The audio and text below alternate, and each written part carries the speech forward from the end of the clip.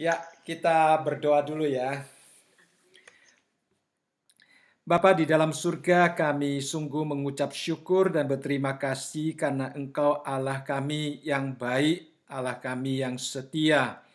Walaupun dalam masa-masa pandemi ini Tuhan, kami tetap boleh bersekutu bersama-sama, walaupun dengan cara yang berbeda. Tapi hati kami, pikiran kami tetap bersatu di dalam Tuhan. Dan sebentar lagi kami bersama-sama akan membaca dan mempelajari firman-Mu. Tuhan, kami mohon Roh Kudus beserta dengan kami. Engkau mengurapi setiap kami. Engkau memberikan terang dan hikmat kepada kami untuk mengerti apa yang kami bahas bersama-sama sehingga menjadi bekal di dalam kehidupan kerohanian kami. Kami serahkan waktu kami selanjutnya sepenuhnya ke dalam tangan Tuhan. Kiranya Tuhan yang bekerja di tengah-tengah kami. Terima kasih Bapa, di dalam nama Tuhan Yesus kami berdoa. Amin. Ya, kita akan pelajari kitab Roma ya. Kitab Roma temanya adalah tentang kebenaran Allah ya, tentang kebenaran Allah. Jadi ini adalah sesuatu yang akan menolong kita untuk semakin mengerti tentang kebenaran Allah ya. Dan di dalam ayat yang pertama sampai ayat yang ke-17 dari pasal yang pertama, itu adalah pendahuluan daripada Rasul Paulus, bagaimana dia memperkenalkan dirinya, bagaimana dia menyatakan perhatiannya kepada jemaat yang ada di Roma. Kemudian dia menekankan tentang kekuatan dan kuasa Injil ya. Jadi kita melihat di bagian itu bagaimana pendahuluan yang disampaikan oleh Rasul Paulus. Kemudian di dalam pasal yang pertama ayat yang ke-18 sampai pasal yang ketiga ayat yang ke-20, di situ kita juga akan melihat bagaimana Paulus menyatakan keperluan akan kebenaran itu. Ya, mengapa kita memerlukan kebenaran itu? Jadi dalam bagian itu kita juga melihat Rasul Paulus di situ dengan jelas sekali menyatakan tentang keselamatan yang kita perlukan ya. Jadi di dalam pasal yang ketiga dijelaskan tentang pembenaran, pasal yang keempat pembenaran itu diilustrasikan dengan Abraham sebagai contohnya. Kemudian pasal yang kelima itu tentang Adam, ya Adam yang pertama dan Adam yang kedua. Kemudian kita juga melihat di dalam pasal yang ke-6 sampai pasal yang ke-8, di situ dikatakan tentang pengudusan. Nanti kita akan menjelaskan tentang pembenaran dan pengudusan ya, kalau di dalam bahasa Inggris justification and sanctification. Dua istilah yang berbeda ya. Justification itu kita diselamatkan, sanctification itu kita hidup setelah diselamatkan bagaimana melalui kekudusan kita. Jadi kebenaran waktu itu di dalam ayat yang pasal yang ke-6 sampai ayat ke-8 itu direalisasikan bagaimana kita hidup di dalam kemenangan terhadap daging. Ayat yang ke-7, pasal yang ke-7 berbicara tentang hukum, dua hukum yang bekerja di dalam hati kita, hukum dosa dan hukum Allah, hukum Roh Kudus. Ya, bagaimana kita bebas daripada hukum dosa dan kita mengkomitkan diri kita kepada hukum Allah. Dan kemudian di dalam pasal yang ke-8 dinyatakan tentang bagaimana Roh Kudus yang akan terus menuntun kehidupan kita. Lalu kemudian di dalam pasal yang ke-9 sampai ayat yang ke-11 itu berbicara tentang orang Israel. Lalu berbicara tentang kedaulatan daripada Allah. Karena kita tahu orang Israel di dalam ayat yang ke-9 menyatakan tentang kekayaan yang dimiliki oleh orang-orang Israel di zaman dulu. Ya, bagaimana mereka adalah umat pilihan Allah, bagaimana mereka mempunyai hukum Taurat, mereka dituntun, dipimpin, diberkati oleh Allah, tetapi sayangnya di dalam pasal yang ke-10 menunjukkan tentang penolakan orang Israel pada saat itu. Ya, mereka kehilangan keistimewaan mereka sebagai umat pilihan Allah.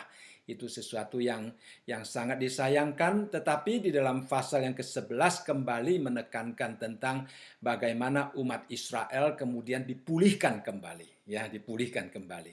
Jadi kita melihat ayat pasal yang ke-9, mereka mempunyai keistimewaan di mata Tuhan, tetapi pasal yang ke-10 bagaimana mereka menolak akan status mereka sebagai umat Tuhan sehingga mereka kehilangan status itu, tetapi dipulihkan kembali. Allah itu bermurah hati, ya. Dan kemudian di dalam pasal yang ke-12 kita melihat bagaimana Paulus menekankan tentang pelayanan, ya. Kita tahu pasal yang ke-12 ayat yang pertama, kedua menasihatkan kita mempersembahkan tubuh kita sebagai korban yang hidup, ya. Jadi pasal yang ke-12 berbicara tentang tubuh gereja, lalu bagaimana kita melayani di dalam gereja Tuhan. Kemudian di dalam pasal yang ke-13 berbicara tentang bagaimana kita melayani di dalam masyarakat yang Tuhan percayakan kepada kita.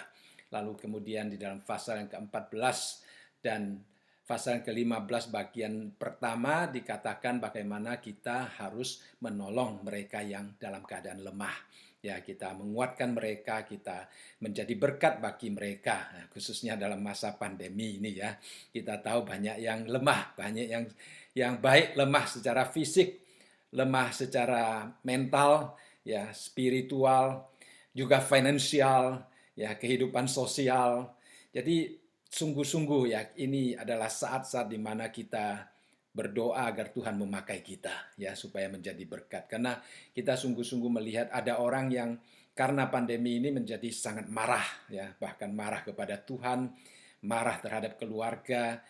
Jadi hidupnya menjadi sepertinya tidak ada satu kepastian karena berubah terus, ya. Kita baru saja diyakinkan untuk mendapatkan vaksin, tiba-tiba muncul virus yang baru lagi. Ya, jadi kelihatannya harapan itu menjadi punah, ya, karena adanya hal yang demikian terjadi. Jadi membuat hati manusia menjadi kehilangan arah, kehilangan tujuan. Dan sebagai orang Kristen, ya, kita terpanggil, ya, kita terpanggil.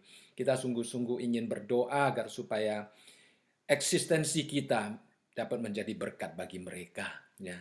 Ya, jadi kita sambil belajar firman Tuhan, sambil berdoa di dalam hati kita agar supaya sungguh-sungguh segala potensi, segala talenta, segala kepercayaan yang Tuhan berikan kepada kita sungguh-sungguh dapat disalurkan dan dipakai untuk orang lain, ya. Lalu kemudian di dalam pasal yang ke-15 dari ayat yang ke-8 sampai pasal yang ke-16 kita melihat bagaimana kesimpulan yang Rasul Paulus nyatakan di dalam bagian ini, ya. Ya, jadi mari kita, kalau di saudara sekalian ada Alkitab, kita akan membaca, hari ini kita akan coba membahas dari pasal yang pertama, ayat yang pertama sampai ayat yang ke-17, ya. Ya, saya akan bacakan di sini. Di dalam ayat yang pertama dikatakan, dari Paulus, hamba Kristus Yesus yang dipanggil menjadi rasul dan dikuduskan untuk memberitakan Injil Allah.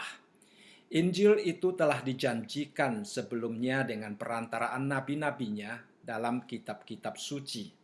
Tentang anaknya yang menurut daging diperanakan dari keturunan Daud, dan menurut roh kekudusan dinyatakan oleh kebangkitannya dari antara orang mati, bahwa ia adalah anak Allah yang berkuasa, Yesus Kristus Tuhan kita.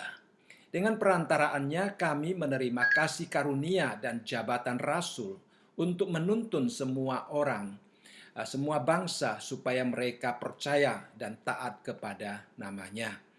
Kamu juga termasuk di antara mereka, kamu yang telah dipanggil menjadi milik Kristus. Kepada kamu sekalian yang tinggal di Roma, yang dikasihi Allah, yang dipanggil dan dijadikan orang-orang kudus. Kasih karunia menyertai kamu dan damai sejahtera dari Allah Bapa kita dan dari Tuhan Yesus Kristus. Nah, saya akan baca sampai di sini dulu. Ya, kita akan melihat di dalam bagian ini, ya, pertama-tama Rasul Paulus dia memperkenalkan dirinya. Ya, ini sebenarnya dalam ayat yang pertama bukan hanya memperkenalkan dirinya, tapi Rasul Paulus juga menyatakan kredensialnya. Ya, mengapa dia menulis surat ini? Apa yang membuat dia mempunyai kredensial untuk menuliskan surat tersebut? Jadi mungkin Paulus adalah nama yang umum ya pada waktu itu. Jadi dia perlu menjelaskan juga siapa ini Paulus yang menulis surat kepada jemaat yang ada di Roma. Ya, banyak orang mengatakan bahwa jemaat yang ada di Roma itu bukan didirikan oleh Paulus dan juga bukan didirikan oleh rasul yang manapun juga, karena Rasul Paulus pernah mengatakan dia tidak ingin menyampaikan Injil ke tempat yang pernah orang menyampaikan Injil. Ya. Lalu bagaimana jemaat di Roma berdiri? Banyak orang mengatakan itu kemungkinan mereka yang pergi ke Yerusalem mendengarkan khotbah daripada Petrus kemudian dan rasul-rasul kemudian pulang dan mereka mendirikan jemaat yang ada di Roma. Ya, jadi mereka sudah ada gerejanya dan Paulus rindu untuk mengunjungi mereka. Jadi Paulus menulis surat ini. Jadi Paulus memperkenalkan diri dalam 3 hal. Ya. Yang pertama dia mengatakan dia adalah hamba Kristus Yesus. Ya, hamba Kristus Yesus. Nah, istilah hamba di sini kalau kita melihat akar katanya itu adalah orang yang diperjualbelikan. Ya. Jadi kalau orang yang diperjualbelikan itu berbeda dengan orang yang bebas. Itu orang yang sudah tidak mempunyai kebebasan.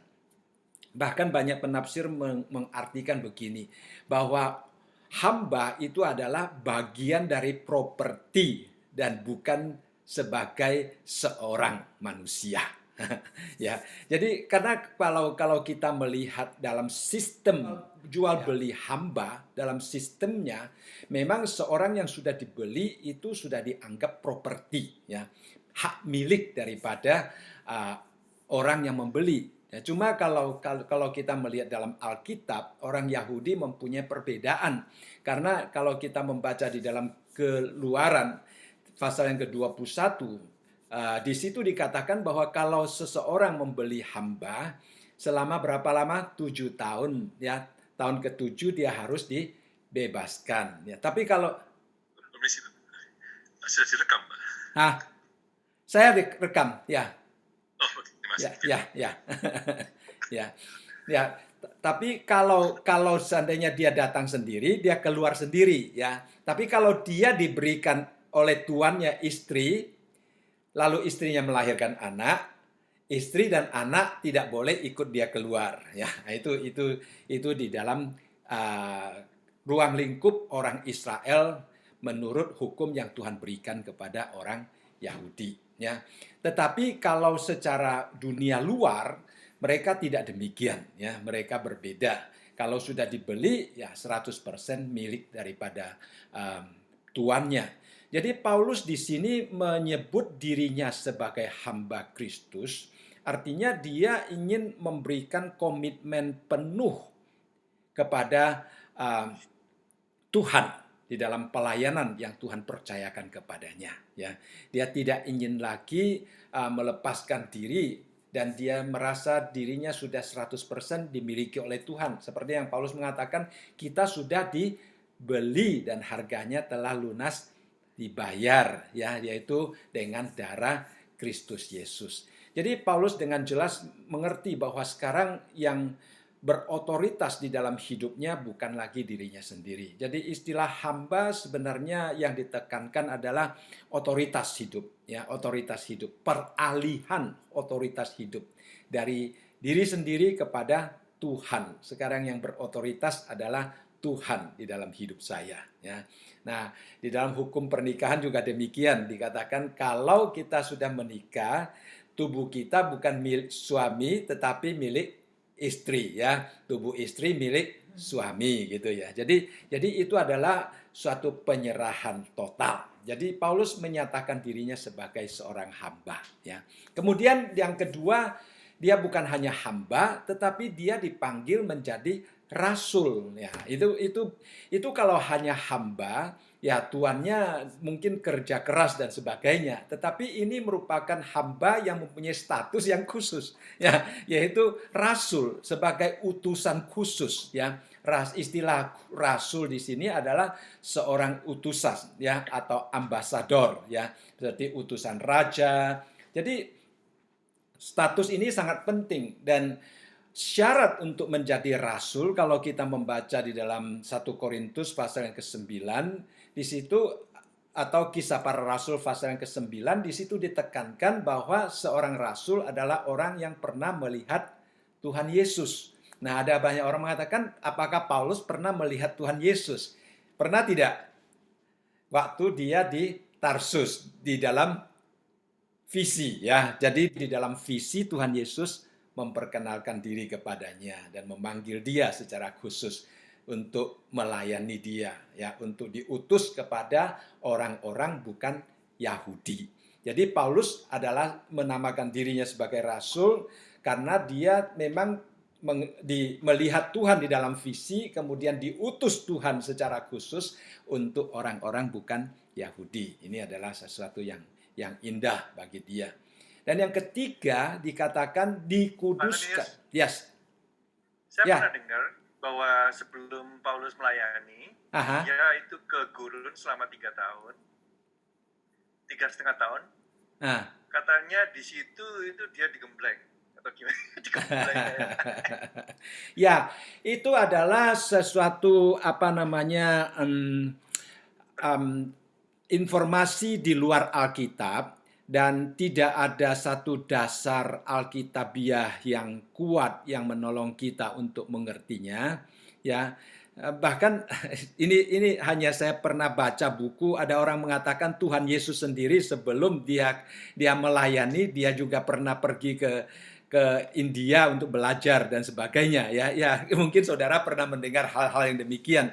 Nah, informasi-informasi demikian bisa terjadi, tetapi itu adalah informasi di luar Alkitabiah yang kita tidak mempunyai dasar Alkitab yang kuat gitu. Ya. Karena Alkitab tidak mengatakan bahwa dia digembleng di luar. Alkitab hanya menunjukkan kepada kita bagaimana dia adalah seorang yang Farisi yang sangat fanatik dan menangkap orang Kristen, kemudian diubah oleh Tuhan, kemudian melayani dengan setia. Itu yang kita lihat. Terima kasih untuk pertanyaannya. Ya. Jadi dia dikatakan selain dia adalah hamba dan rasul, dia juga dikuduskan untuk memberitakan Injil Allah. Ya, maksudnya dikuduskan adalah dipisahkan, ya, dikhususkan, ya, dikhususkan. Jadi sebenarnya kita juga dikuduskan, ya. Nah, dikuduskan untuk melakukan pekerjaan Allah, untuk melakukan pekerjaan baik yang Tuhan percayakan kepada kita. Ya, jadi Rasul Paulus dia mengatakan bahwa arah hidupnya, tujuan hidupnya sudah berubah, ya, udah berubah. Dulu dia memang orang Farisi yang sangat fanatik, tetapi setelah dia dipanggil oleh Tuhan, dikatakan di sini dia dikuduskan, dikhususkan, ya. Dikuduskan di sini bukan hanya sekedar dibersihkan dosanya, diampuni dosanya, tetapi seperti yang istilah kita sebagai gereja, eklesia. Eklesia artinya orang yang dipanggil keluar daripada kelompok orang, ya. Nah, istilah dikuduskan sebenarnya di dalam bahasa aslinya juga mempunyai pengertian bahwa dia dipisahkan secara khusus. Tujuan dan sasaran hidupnya, fokus hidupnya sudah jelas, yaitu memberitakan Injil Allah. Ya, jadi ini adalah tujuan hidup Paulus. Ya, jadi ini adalah satu tujuan hidup yang sangat indah dan yang sangat mulia. Ya, sampai di sini apakah ada pertanyaan tentang ayat pertama Rasul Paulus memperkenalkan kredensialnya dirinya sendiri? Ya, kita akan melihat terus ya. Kalau ada pertanyaan, jangan sungkan-sungkan ya. Kita relax, dan dulu saya ingat waktu saya masih di Lawang ada seorang pendeta, kita belajar firman Tuhan dengan 3 S katanya.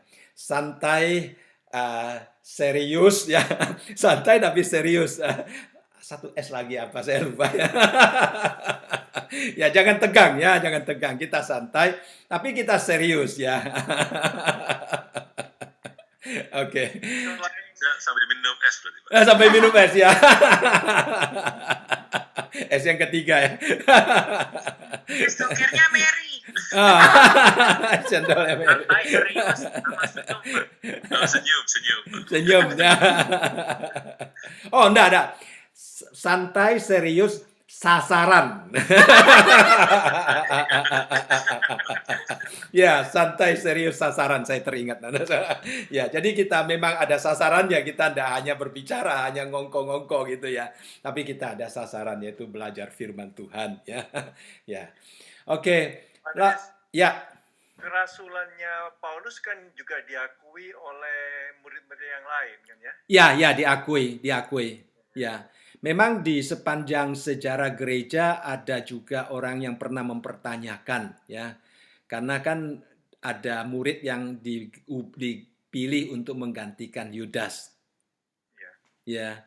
Jadi mereka mempertanyakan, tapi kita semua percaya bahwa kerasulannya diterima. Karena kita melihat bagaimana rasul yang lain bekerja sama dengan dia kan di dalam mendirikan gereja, di dalam membina gereja dan sebagainya. Ya, bagus. Terima kasih. Kalau hamba Kristus Yesus ini, halo Bu Susan. Belum say hi sama everyone. Telat ya. Enggak apa-apa. Iya, kalau hamba Kristus Yesus di sini dibilang Rasul Paulus hamba Kristus Yesus. Kalau di zaman dahulu gitu kan. Iya. Kalau di zaman sekarang hamba Kristus Yesus itu lebih spesifiknya apa itu? Ya, itu sebenarnya tergantung pada denominasi gereja. Ya, itu tidak ada satu istilah yang solid mengatakan itu adalah pendeta atau penginjil atau siapa itu. Cuma seringkali ada denominasi tertentu yang sudah sepertinya kalau kita bicara tentang hamba Tuhan itu adalah konotasinya adalah pendeta atau siapa yang melayani secara full time gitu. Itu denominasi tapi bukan teologia solid yang diterima oleh semua gereja gitu. Karena banyak orang juga mengatakan kita semua adalah hamba Tuhan ya. Ya karena kita semua dibeli oleh Tuhan dan kita semua melayani Tuhan gitu. So, in this case, did he claim himself as the servant of the Lord? Yeah, as the servant of the Lord. Yeah. No, he claimed himself. Did he claim himself as the servant of the Lord? Yeah. So he's not being anointed as the servant of the Lord. Nggak diurapi, jadi nggak diurapi jadi pendeta atau apa, but he claim himself gitu. Ya, karena dia diurapi, dia menjelaskan dia bagaimana dipanggil menjadi hamba Tuhan di dalam Kisah Para Rasul pasal yang ke-9. Tapi tidak di dalam ayat ini. Di dalam ayat ini dia hanya karena ingin memperkenalkan dirinya, makanya dia mengklaim dirinya sebagai hamba Tuhan gitu. Tapi cerita di dalam Kisah Para Rasul kita akan melihat bagaimana dia menjelaskan tentang pertemuannya dengan Tuhan Yesus dan utusan dan sebagainya. Ya. Jadi maksudnya tergantung di mana gitu ya kita demonisli tadi Pak Nonis bilang, jadi bisa bilang ada orang mengatakan kita pun sekarang semua ini bisa dibilang hamba Kristus, semua orang di ini kalau orang percaya bisa dibilang seperti itu, bukan hanya pendeta aja kan maksud Pak Nonis. Ada denominasi yang berbicara demikian. Ada denominasi bahkan tidak ingin menggunakan istilah hamba Tuhan gitu. Jadi tergantung denominasi. Ya, cuma memang kalau untuk GKI kelihatannya kita sudah terbiasa hamba Tuhan ya yang melayani full time itu ya hamba Tuhan ya. Pendeta. Ya, pendeta. Ya. Jadi bilang hamba Tuhan. Ya. Banyak gereja Chinese. Saya hamba Tuhan. Ya. Banyak gereja Chinese juga demikian ya mengatakan hamba Tuhan adalah mereka yang melayani secara full time gitu. Ya. Clear, ya. Ya, baik. Kita lihat lagi yang ayat yang kedua ya.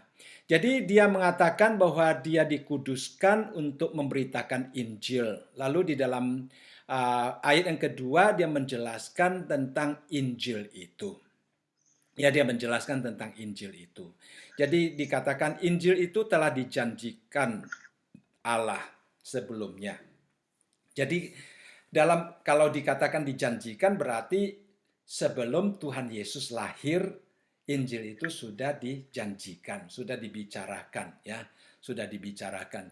Jadi di dalam Kejadian, kalau kita membuka Kejadian pasal yang ketiga ayat yang ke-15, itu kisah tentang umat manusia berdosa, Adam dan Hawa ya. Jadi kalau kita melihat di dalam ayat itu, coba kita buka ya. Kejadian pasal yang ketiga ayat yang ke-15 ya. Dikatakan, aku akan mengadakan permusuhan antara engkau dan perempuan ini, antara keturunanmu dan keturunannya.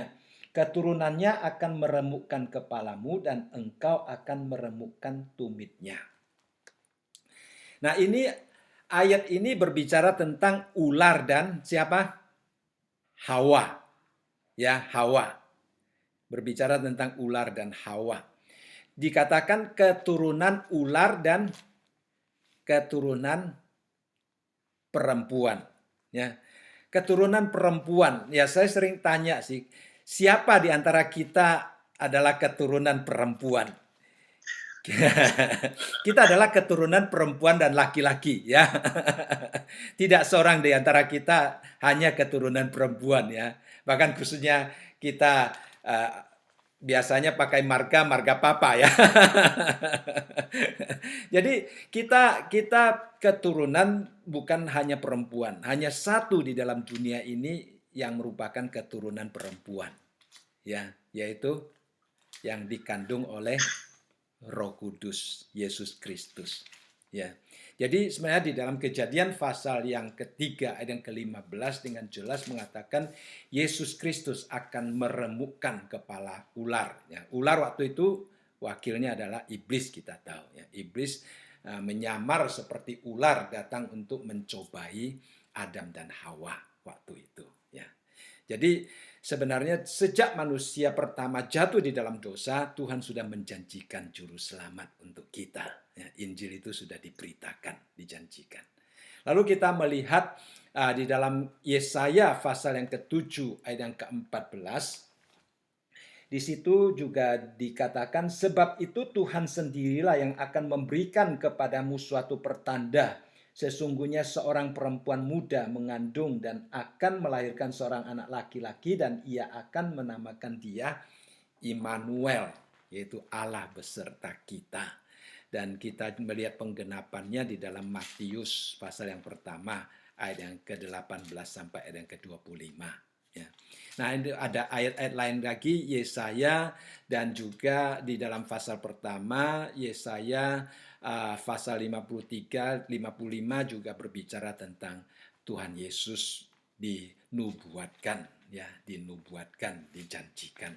Jadi Injil ini sebenarnya menurut Paulus bukan sesuatu hal yang baru. Seharusnya orang Yahudi mengerti akan Injil ini. Tapi dia berbicara kepada orang Romawi. Jadi dia katakan bahwa sebenarnya Injil ini bukan sesuatu yang baru. Sesuatu yang sudah dijanjikan lama. Kemudian kita melihat dalam ayat yang ketiga sampai ayat yang keempat.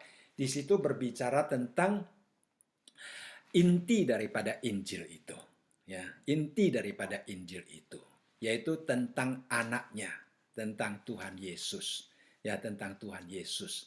Lalu di sini menjelaskan tentang Tuhan Yesus yang mempunyai dua karakter, dua kodrat, ya, yaitu sebagai manusia dan sebagai Allah. Ini yang selalu juga diperdebatkan, ini juga yang tidak dipercayai oleh bidat-bidat. Ya, kalau kita membaca buku-buku daripada Saksi Yehova dan sebagainya, ini yang mereka tolak tentang hakikat dan sifat daripada Tuhan Yesus yang adalah Allah 100% dan manusia 100%. Ya. Dan seringkali orang mencoba untuk menggunakan analogi untuk menjelaskan tentang kedua sifat ini, ya, seperti sifat Tritunggal. Ya, kita tahu Tritunggal Bapa, Anak, dan Roh Kudus. Ya, seringkali orang mencoba untuk mencari analogi, ya, analogi untuk menjelaskannya. Tapi saya ingat Pendeta Stephen Tong, mungkin saudara pernah dengar Pendeta Stephen Tong, ya. Ya, Pendeta Stephen Tong pernah berkata, sebenarnya di dalam dunia tidak ada analogi yang dapat menjelaskan tentang Tritunggal. Karena Tuhan itu unik dan satu-satunya. Kalau ada analogi berarti tidak lagi unik dan satu-satunya gitu ya. Karena dia unik dan satu-satunya, eksistensi yang demikian tidak mungkin ditemukan di dalam ciptaan apapun juga, termasuk manusia. Ya. Sehingga kalau kita melihat orang pada waktu mencoba menggunakan analogi, pada umumnya mereka akan menekankan satunya atau duanya. Ya, ada orang misalnya mengatakan kopi susu, ya. Nah, kopi susu kalau dicampur sudah berbaur, ya, tidak bisa dipisahkan lagi. Tapi kalau kita melihat Allah Tritunggal, ya kopi susu gula, ya kopi susu gula sebelum dicampurkan terpisah. Ya setelah dicampur nggak bisa dipisah lagi kan. Tapi kalau kita melihat Alkitab, Bapa tetap Bapa, Anak tetap Anak, Roh Kudus tetap Roh Kudus. Ya, ya satu-satunya definisi yang diterima oleh gereja di segala abad adalah Tritunggal adalah Bapa, Anak, dan Roh Kudus tidak bisa dicampur baur dan tidak bisa dipisah-pisahkan. Itu aja. Bapa bukan anak, ya. Anak bukan Roh Kudus, tapi Bapa adalah Allah, Anak adalah Allah, Roh Kudus adalah Allah. Ya, itu definisi yang diterima di Chalcedon, ya, dan terus diterima oleh gereja di segala abad, ya. Asal ada orang mengatakan, oh seperti Bapak, ya, Bapak di rumah adalah Bapak, waktu dia menyetir adalah supir, waktu di office adalah bos misalnya, atau pegawai misalnya. Tapi itu waktu dia adalah di pegawai, dia tidak lagi di rumah kan begitu kan. Waktu dia sedang nyetir, dia tidak ada di rumah. Tapi Allah berbeda kan. Bapa waktu di surga, Anak turun ke dunia, Bapa tetap di surga. Tidak mengatakan bahwa dia sudah menjadi di dunia ini dan tidak ada lagi di surga gitu. Jadi tidak ada analogi apapun yang dapat menjelaskan. Tapi di sini Rasul Paulus memberikan satu penjelasan yang sangat indah. Dia katakan tentang anaknya menurut daging, ya. Menurut daging diperanakkan dari keturunan Daud, ya. Yusuf adalah keturunan Daud, bisa diselidiki. Tapi menurut Roh Kudus dia dinyatakan sebagai Allah melalui kebangkitannya dari antara orang mati, ya. Tidak ada yang pernah bangkit di dalam dunia ini seperti Tuhan Yesus, ya. Nah, ini adalah penjelasan tentang dua sifat daripada Tuhan Yesus. Apakah dua sifat ini ada pertanyaan? Dia adalah Allah 100%, dia adalah manusia 100%. Mengapa dia harus menjadi Allah dan manusia? Karena di dalam keselamatan manusia, di satu sisi dia mewakili Allah, di lain sisi dia mewakili manusia. Ya. Dia mewakili Allah untuk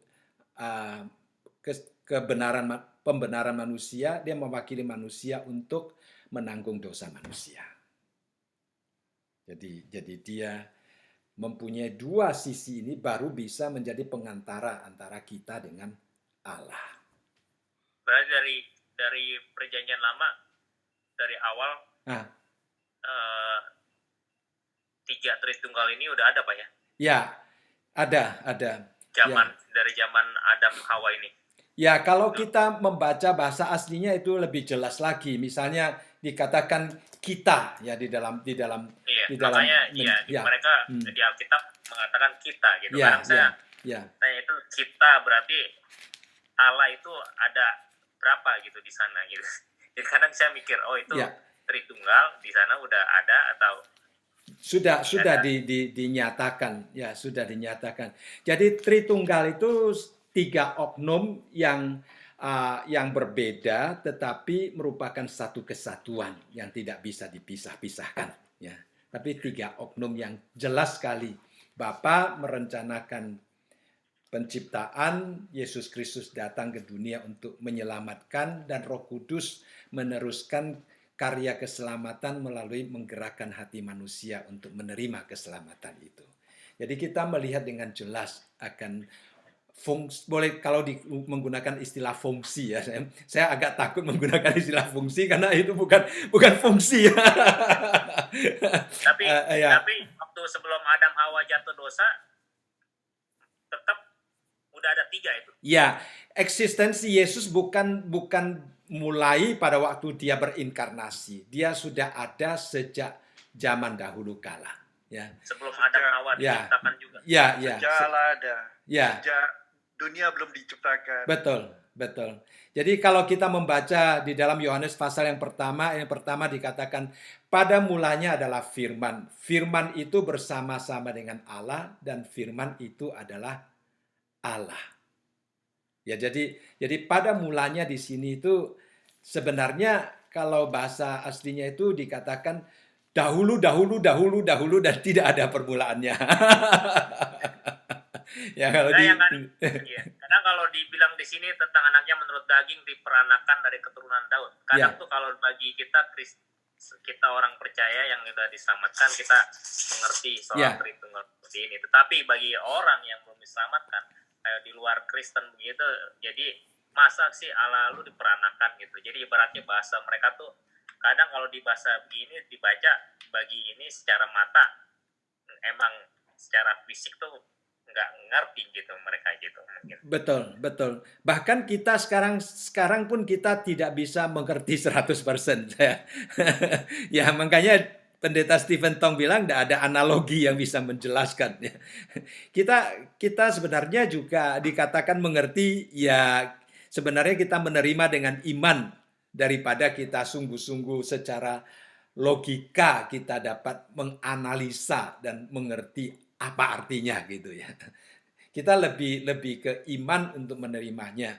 Jadi sebenarnya saya kalau saya menginjili seseorang, saya tidak akan menyentuh hal ini dulu karena ini bukan pintu masuk untuk menolong seseorang menerima Tuhan Yesus. Ini hanya akan membawa orang berdebat ya. Dan kalau kita menginjili, dulu dosen saya pernah mengingatkan satu katanya, kalian harus ingat waktu menginjili seseorang jangan sampai masuk dalam perdebatan. Kalau berdebat berhenti katanya. Ya, karena apa? Karena kalau orang kalah berdebat, dia pulang cari jawaban lagi, besok berdebat lagi. Dia bukan percaya, dia cuma mengaku kalah. Kita menginjili seseorang bukan persuade dia supaya dia kalah ya. Tapi kita sungguh-sungguh harus membawa dia sampai kepada Tuhan Yesus. Itu yang penting. Jadi kalau sudah mulai berdebat, kita lebih baik mundur dan kita berdoa agar supaya Roh Kudus bekerja di dalam hatinya. Itu lebih powerful dibandingkan dengan kita terus menaklukkan dia dengan persuasion kita. Ya. Karena masalah teologi itu sesuatu yang kalau kita sudah di dalam Kristus, kita membahas itu menolong kita bertumbuh, menolong kita lebih mengerti dan lebih komitmen. Ya, itu. Tapi untuk membawa seseorang kepada Tuhan Yesus itu seharusnya dia menerima jamahan kasih daripada Tuhan dan mengerti bahwa dia sungguh-sungguh membutuhkan pertolongan Tuhan. Itu yang paling penting saya rasa. Ya. Baik, ya. Jadi kalau kita berdoa, ya. Itu apakah ada bedanya berdoa ke Allah Bapa, Allah Anak, Allah Kudus? Ya, kalau saya pribadi, saya ikuti apa yang Tuhan Yesus ajarkan bahwa kita berdoa atas nama Dia kepada Bapa. Ya. Jadi memang kadang-kadang kita gampang bilang Tuhan Yesus tolonglah saya gitu ya. Tidak ada salahnya sih. Tidak ada salahnya, ya. Tapi secara apa yang diajarkan oleh Tuhan Yesus, kita akan sampai kepada Bapa hanya melalui Tuhan Yesus, kan. Tidak ada seorang pun dapat datang kepada Bapa kalau tidak melalui Tuhan Yesus. Jadi doa juga demikian. Tuhan Yesus mengatakan kalau kita berdoa atas nama Dia, Bapa akan mendengarkannya. Tapi kita itu tidak mengatakan bahwa kita tidak boleh berbicara dengan Tuhan Yesus, karena berdoa sebenarnya adalah kita mengungkapkan isi hati kita kepada Tuhan, ya. Dan juga berdoa tidak selamanya hanya meminta. Itu yang penting, ya. Berdoa adalah satu komunikasi. Seperti kita dengan anak kita. Kita tidak ingin setiap kali anak kita datang hanya perlu uang, ya. Ya, perlu ini, perlu itu baru cari kita. Kan kita tidak suka, ya. Ya.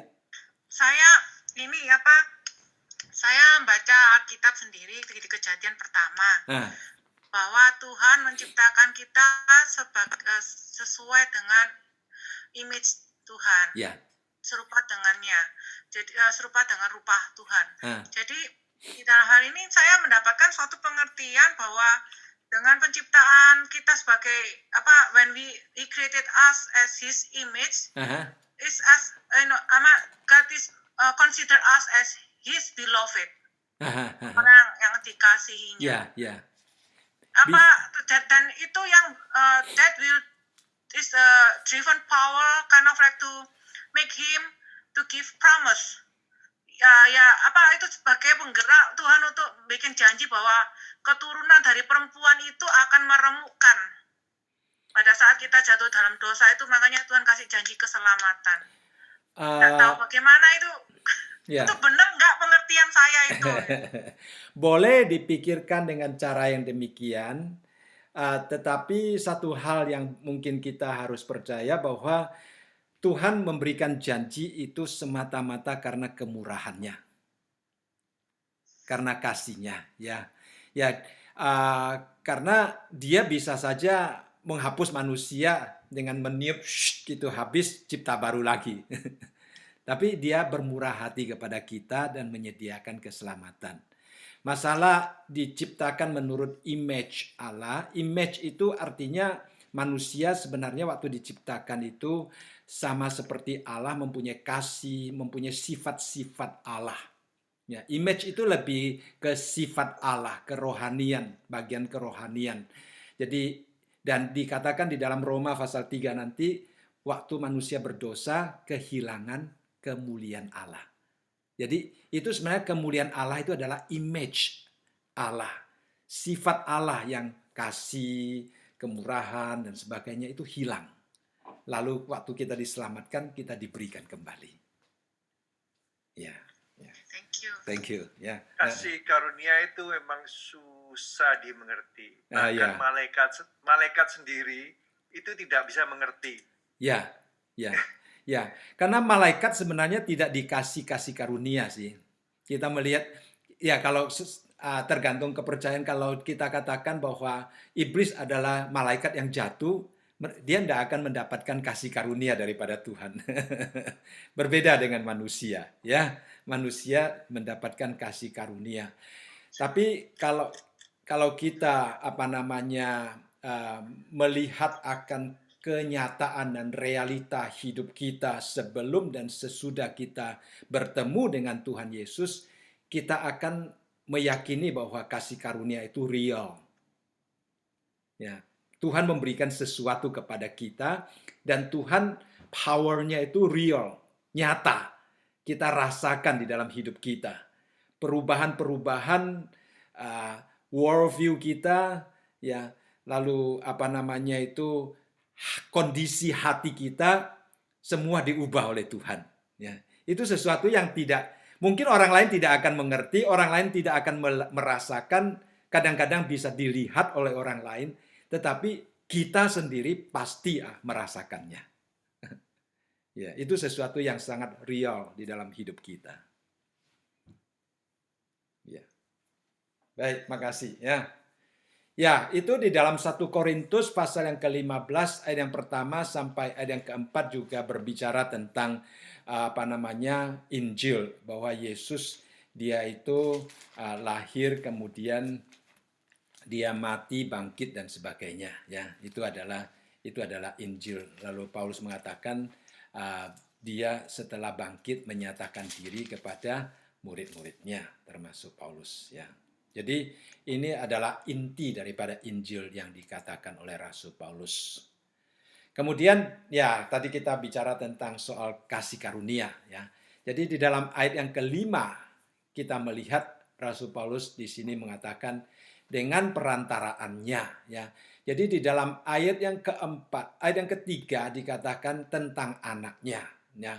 Lalu di dalam ayat yang kelima, nya di sini adalah anaknya. Jadi dengan perantaraan Yesus Kristus kami menerima kasih karunia dan jabatan rasul untuk menuntun semua bangsa supaya mereka percaya dan taat kepada namanya, ya. Jadi duanya di sini berbeda. Nya yang pertama adalah anaknya Yesus Kristus, ya. Jadi nya yang kedua supaya melalui Yesus Kristus kita menuntun orang. Paulus mengatakan dia diberikan jabatan rasul untuk menuntun semua bangsa supaya mereka percaya dan taat kepada Allah Bapa, ya, kepada Allah. Ya, tentunya kepada Tritunggal, ya, tidak bisa dipisah-pisahkan. Ya. Lalu kemudian di dalam ayat yang ke-6 juga dikatakan, kamu juga termasuk di antara mereka, kamu telah dipanggil menjadi milik Kristus. Jadi Paulus mengatakan karena perantaran Yesus, karena ada Yesus maka dia dipanggil menjadi rasul untuk menyampaikan Injil. Dan jemaat yang ada di Roma juga demikian. Jadi ayat yang ke-7 dikatakan kepada kamu sekalian yang tinggal di Roma, yang dikasihi Allah, yang dipanggil dan dijadikan orang-orang kudus, kasih karunia menyertai kamu dan damai sejahtera dari Allah Bapa kita dan Tuhan kita Yesus Kristus. Perhatikan baik-baik di dalam ayat yang ke-7, ya. Istilah-istilah yang sangat penting yang menunjukkan tentang kita sebagai orang Kristen, ya. Pertama dikatakan orang yang dikasihi Allah. Ya, orang yang dikasihi Allah. Itu adalah identitas kita. Mengapa kita menjadi Kristen? Karena kita dipilih Allah. Kita dikasihi Allah secara khusus. Ya. Kalau kita menjadi orang Kristen tidak merasakan kasih Allah, itu akan lama-lama akan seperti orang Israel yang dipimpin Tuhan keluar dari Mesir. Setelah keluar dari Mesir masih mengeluh, ya. Jadi ada dua macam orang Kristen. Ada orang Kristen yang seperti orang Israel yang selalu bersungut-sungut, ya. Ada orang Kristen yang selalu bersyukur kepada Tuhan. Kita akan melihat dua macam orang Kristen itu dengan jelas, ya. Orang Kristen yang bersungut-sungut itu persis seperti orang Israel. Sebenarnya orang Israel itu ada orang mengatakan mereka karena sombong katanya. Karena mereka menganggap Tuhan karena memimpin mereka keluar dari Mesir, maka Tuhan mempunyai tanggung jawab untuk kehidupan mereka setelah keluar dari Mesir. Sehingga kalau mereka mengalami kesulitan, mereka marah terhadap Tuhan. Tapi kalau seandainya kita sadar, Tuhan memimpin saya keluar dari Mesir karena kasih-Nya kepada saya akan sangat menghargainya. Kalau saya menghargainya, saya akan sangat menghargai setiap detail yang Tuhan lakukan di dalam hidup saya. Dan itu akan membuat hati kita penuh dengan rasa syukur dan tidak akan bersungut-sungut. Ya. Jadi kita akan menemukan orang Kristen yang bersungut-sungut, kita juga akan menemukan orang Kristen yang bersyukur. Itu tergantung bagaimana kita pergi merasakan kasih Allah. Sebenarnya kasih Allah itu luar biasa di dalam hidup kita. Cuma kadang-kadang kita tidak merasakannya. Ya, kadang-kadang kita tidak merasakannya. Yang kedua dikatakan dipanggil. Ya, kita bukan hanya dikasihi, tetapi kita sebagai orang Kristen, kita adalah orang yang dipanggil oleh Tuhan. Nah, kalau seandainya dikatakan dipanggil, berarti Tuhan mempunyai rencana di dalam hidup setiap kita. Ya, Tuhan mempunyai rencana di dalam setiap kehidupan kita. Itulah sebabnya Dia memanggil kita. Ya, jadi setelah menjadi orang Kristen, worldview kita, ya konsep nilai kita berubah dan arah hidup kita berubah. Juga visi dan misi yang kita emban itu juga berubah. Ya, jadi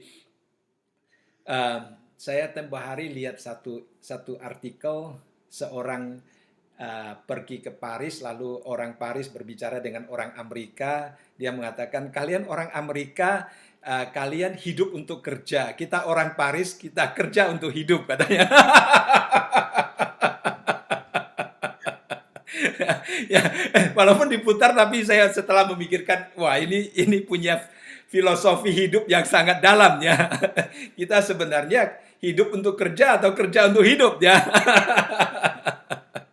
Jadi kita setelah dipanggil oleh Tuhan ya, uang itu menjadi sarana di dalam hidup kita, bukan menjadi tujuan di dalam hidup kita. Sehingga materi tidak akan mengontrol emosi kita. Ya, kita akan melihat materi itu dengan hati yang sudah menerima ketenangan yang penuh daripada Tuhan. Sehingga walaupun materi itu bergoncang, pandemik, krisis dan sebagainya terjadi, hati kita tidak akan tergoncang karena hati kita itu melekat kepada sumber yang kokoh, batu karang yang teguh gitu ya. Jadi tidak akan tergoncang oleh apapun juga. Nah, itu istilah dipanggil di sini dan dijadikan orang-orang kudus ya. Jadi kita dikasihi, kemudian dipanggil, kemudian bukan hanya dipanggil, dijadikan. Kita sendiri tidak bisa menjadikan diri kita sebagai orang kudus. Ya, kita tidak mampu mengubah pikiran kita. Betul enggak? Kita tidak mampu mengubah konsep nilai kita. Kita tidak mampu mengubah sifat kita ataupun sikap kita terhadap orang lain. Kalau orang menyakiti kita secara refleksi manusia kita akan marah. Betul enggak? Tapi yang bisa mengubah sifat kita untuk merefleksikan kasih Allah itu Allah, bukan kita. Jadi kita dijadikan orang kudus. Bukan kita yang menjadikan diri kita menjadi seperti Allah, tetapi Allah yang menjadikan diri kita sehingga kita memiliki sifat Dia. Nah, ini penting sekali ya, ini penting sekali. Jadi 3 istilah ini merupakan istilah yang sangat penting menunjukkan mengapa saya sebagai orang Kristen mempunyai hidup yang berbeda, mempunyai konsep nilai yang berbeda, mempunyai cara berpikir yang berbeda, mempunyai sikap terhadap orang lain yang berbeda, mempunyai keteguhan di dalam menghadapi masalah, tekanan, kesulitan apapun juga, karena saya dikasihi. Kasih Allah itu menopang saya. Kalau seorang hatinya sudah penuh dengan kasih Allah, dia tidak perlu lagi orang lain untuk menambahkan sesuatu yang dapat menguatkan hatinya. Ya. Sukacitanya sudah penuh. Kalau sukacita sudah penuh, tidak perlu lagi tambahan. Dia hanya men-sharingkan sukacita kepada orang lain. Jadi ini perbedaan kita. Ya, ini perbedaan kita. Luber, Pak, luber. Luber. Meluber, ya. Ya, jadi kemana-mana. Betul. Jadi orang yang dekat dia dipercik. Dapat cipratan, ya. Nah, itulah. Dan kita bisa demikian bukan karena kita sendiri bisa. Itu tidak bisa dipelajari. Sukacita tidak bisa dipelajari. Kadang-kadang kita nasihati orang, jangan sedih. Kadang-kadang semakin nasihati, semakin sedih dia. Karena itu sesuatu yang tidak bisa dipelajari dan tidak bisa diusahakan punya. Itu adalah dikatakan di sini, dijadikan. Diberikan oleh Tuhan. Jadi kalau kita melihat orang sedih, kalau kita dipimpin Tuhan untuk menasihati atau menghibur seseorang, yang paling utama, yang paling penting adalah doa kita. Supaya Roh Kudus bekerja di dalam hati dia. Bukan dengan kata-kata kita. Kadang-kadang kata-kata kita mendatangkan efek negatif. Ya, jadi kita minta hikmat Tuhan, tapi juga kita minta Roh Kudus bekerja. Karena yang bisa mengubah seorang dari sedih menjadi gembira, itu adalah Tuhan, bukan kita. Ya. Dan yang terakhir... Jadi enak dong. Bagaimana? Jadi enak dong kalau bersedih, ada yang hibur. Tuhan sendiri yang hibur. Ya. Nanti sampai pasal yang ke-6 kita melihat Paulus, ada orang bertanya, kalau kasih karunia itu begitu baik, kita semakin banyak berdosa sehingga kasih karunia semakin banyak gitu ya. Ini prinsip seperti begini ya. Semakin sedih, semakin dihibur gitu ya. Nanti sampai di ayat pasal ke-6 kita melihat bagaimana jawaban Paulus ya. Cliffhanger-nya, Pak. Ya, previewnya. Ya. Oke, jadi saya rasa kita sampai di sini. Berkatnya adalah kasih karunia menyertai kamu dan damai sejahtera dari Allah Bapa kita. Itu dua hal yang kita sangat perlu. Ya, kasih karunia kita perlukan. Ya, walaupun sulit dimengerti, tapi kita perlu kasih karunia Tuhan. Kalau tidak, ya ada orang mengatakan kalau kita di depan hakim bertanya, apakah kamu tadi malam mencuri ayam? Kalau kita menjawab, ya, hakimnya bilang apa? Kamu dihukum, kan begitu ya. Tapi di depan Tuhan kalau dia bertanya, apakah kamu berdosa? Kita bilang, iya. Tuhan berkata apa? Dosamu diampuni. Ya, ini berbeda kan hukum sama kasih karunia. Hakim tidak mengatakan, oh karena kamu mengaku dosamu, maka kamu diampuni. Itu berbeda ya, itu berbeda. Kita perlu. Dan karena hidup kita tidak ada yang sempurna. Kita selalu membutuhkan kasih karunia Tuhan. Dan damai sejahtera daripada Tuhan. Karena dunia ini tidak memberikan damai. Tuhan Yesus berkata bahwa dia meninggalkan damai sejahtera bagi kita. Damai yang ditinggalkan tidak sama dengan yang diberikan oleh dunia. Damai dunia dipengaruhi oleh turun naiknya situasi yang ada. Damai dari Tuhan, kara, sukacita, itu sesuatu yang tadi dikatakan meluber daripada hati kita. Ya, keluar dari hati kita. Jadi secara tidak langsung, pengakuan bahwa ya Tuhan saya berdosa itu kebanggaan, pengakuan kebanggaan kita, bukan kebanggaan tapi kesempatan untuk pemulihan dengan Tuhan. Ya, satu kesempatan yang Tuhan berikan kepada kita untuk memulihkan hubungan kita dengan Tuhan. Ya. Kalau gitu, tapi tadi bos saya tuh ateis ya. Jadi dia sempat singgung kalau ya Kristen itu Katolik, Kristen, bla bla bla, Kristen juga macam-macamnya. Dia menyinggung salah satunya ajarannya yang dibilang kalau ya orang Kristen Katolik pun mengaku dosa, pastor oke, dosamu udah diampunin, besok buat dosa lagi. Apa ininya gitu loh bagi dia. Jadi kalau di satu sisi bagi mata dia tuh penglihatan dia tuh seperti itu gitu loh. Sedangkan kalau kita kan yang sudah diselamatkan seperti ini, kita beda gitu memandangnya gitu. Ya, kalau kita sampai ke pasal 6, di situ akan ditunjukkan bagaimana kita mati terhadap dosa. Ya, mati terhadap dosa itu sepertinya kalau orang dulunya suka merokok, mati terhadap rokok berarti dia mencium bau rokok pun tidak enak sudah. Itu tidak ada sense terhadap rokok itu. Gitu. Jadi dosa juga sama. Kalau kita sudah mati terhadap dosa dan hidup untuk Tuhan, itu berarti bahwa kita tidak mempunyai dorongan untuk pergi melakukannya lagi. Itu sendiri sudah berubah. Dan yang mengubah bukan kita, dijadikan di sini dikatakan. Tuhan yang menjadikan kita. Ya, jadi kalau seorang masih terus melakukannya, berarti pertanyaannya adalah apakah dia sungguh-sungguh sudah di dalam Tuhan. Itu yang menjadi pertanyaan. Nanti saya suka berdebat juga sih sama dia kalau soal apa? Soal iman sama dia itu agak panjang jadinya. Ya udah nanti enggak ini dulu sih. Ya, doa. Jangan berdebat dengan dia, tapi berdoa untuk dia dan juga mungkin dengan kesaksian hidup. Banyak orang mengenal Tuhan melalui kesaksian. Kesaksian itu lebih penting daripada perdebatan. Ya. Ya, kita nanti semua juga ikut doakan Gunardi supaya menjadi berkat bagi dia. Ya. Amin ya. Ada lagi yang mau ditanyakan?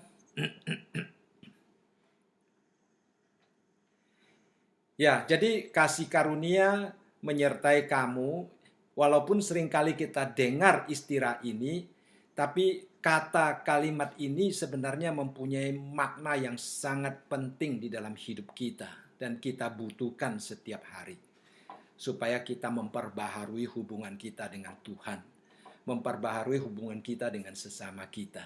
Ya, kalau kita sudah menerima kasih karunia Tuhan, kita juga meminta Tuhan bermurah hati terhadap orang lain. Itu penting, ya.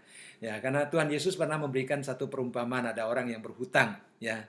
Kemudian diampuni dan dia ketemu dengan temannya, lalu dia menagih hutang, kan begitu kan.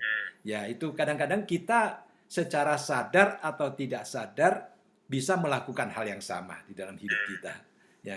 Tapi kalau kita sadar bahwa kasih karunia Tuhan itu begitu besar terhadap kita, kita akan lebih gampang memaafkan orang lain daripada meminta orang lain untuk bertanggung jawab akan kesalahannya.